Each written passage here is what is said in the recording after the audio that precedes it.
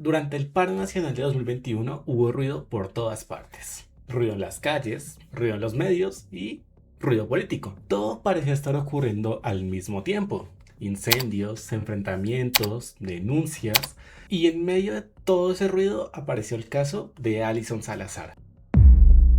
Alison denunció haber sido víctima de un presunto abuso sexual por parte de agentes del SMAT tras un procedimiento policial. Horas después de haber hecho la denuncia, Alison se suicidó. La noticia provocó indignación inmediata y provocó protestas e incendios en todo Popayán. Y como ocurrió con muchos otros episodios del paro nacional, los medios hicieron lo que ya vienen haciendo durante semanas: informar, entrevistar y construir relatos. Y eso se notaba en tiempo real. Mientras que algunos titulares hablaban de la denuncia hecha por Alison, otros empezaban a enfocarse casi inmediatamente en los disturbios, los incendios y los daños ocurridos en Popayán. La historia comenzó muy rápidamente a fragmentarse dependiendo de qué parte decidía mostrar cada medio. Pero justamente ahí aparece una pregunta que es importante. Más allá de los hechos, ¿cómo fue que los medios decidieron contar esta historia? Durante días hubo una frase que empezó a repetirse una y otra vez: no hubo acceso carnal.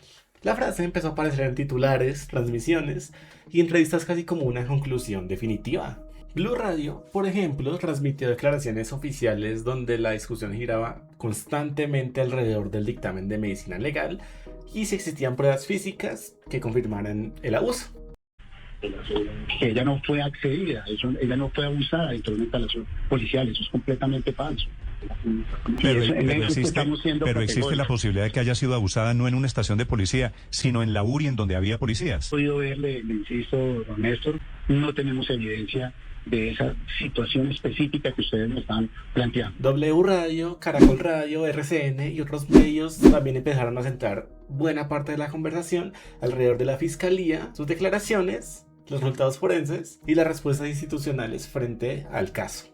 Y poco a poco esta idea empezó a ocupar más espacio que la propia denuncia que Alison ya había hecho. El relato comenzó a cambiar. Aquí la historia dejó de girar alrededor de una experiencia humana y comenzó a organizarse alrededor de una comprobación técnica.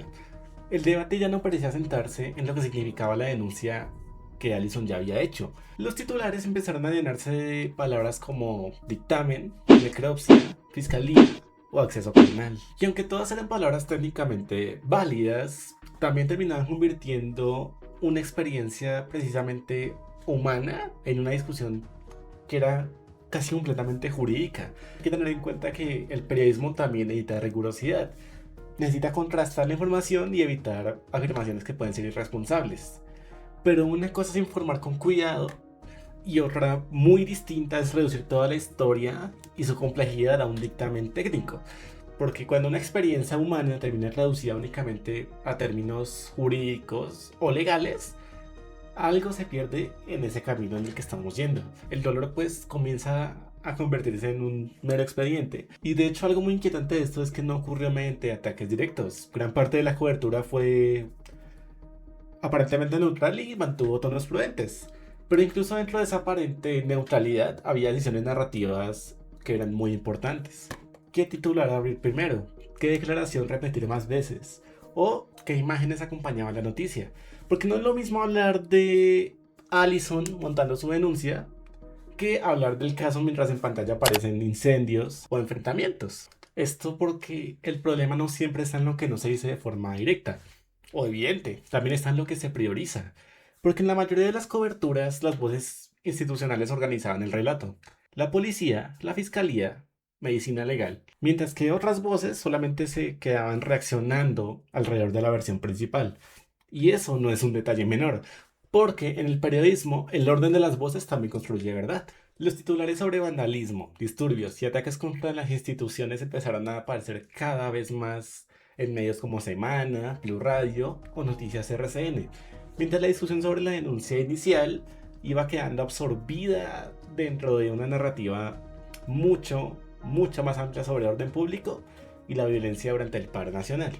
Alison, sí, seguía estando presente, pero ya no era el centro de la historia. Básicamente, sin necesidad de desacreditar directamente la denuncia, el foco ya había cambiado, solo bastó con moverlo. Después de todo, el caso de Allison no habla solo de una tragedia ocurrida durante el paro nacional, también habla de cómo construimos algunas verdades y de qué historias terminan siendo consideradas suficientemente creíbles. Tal vez por eso la pregunta más importante no es únicamente qué pasó aquella noche en Popayán. Tal vez la verdadera pregunta es otra. ¿Qué es lo que necesita una persona para que le crean? ¿Un dictamen o una historia?